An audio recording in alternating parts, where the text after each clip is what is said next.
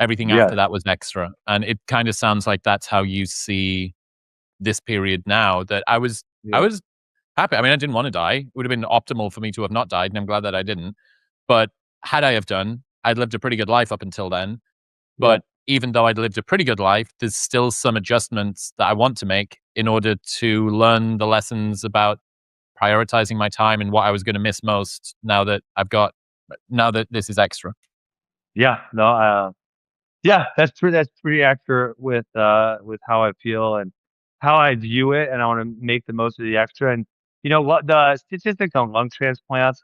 Now, I don't necessarily know that they apply to me for a variety of reasons, which we can go through if you'd like to. It's kind of boring, but the median life expectancy is only 6.5 years, which isn't long.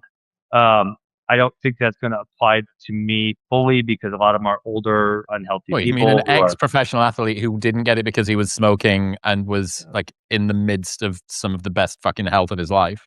Yes, yeah. So you get it. So the longest living person post double lung transplant is 38 years. So that's kind of my goal. It's 39, at least 39.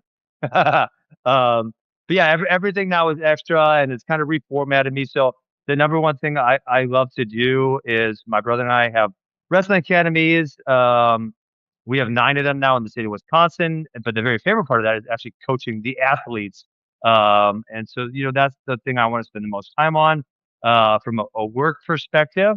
And then obviously, with my family and doing that type of thing. And it's one of those that was weird because I never really thought twice about, but part of the wrestling academy thing is you travel on a lot of weekends sometimes to go coach kids, and I honestly, it's this weird thing because I love it and I miss it a lot, and but then it's like, well, I realized how much I was kind of missing at home, or when my wife had to be especially a single mother if I go to a big tournament.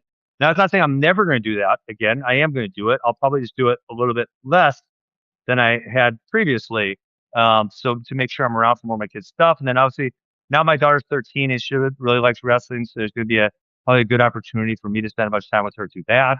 But yeah, so definitely not going to waste my time on things that I don't love and that I'm not really passionate about.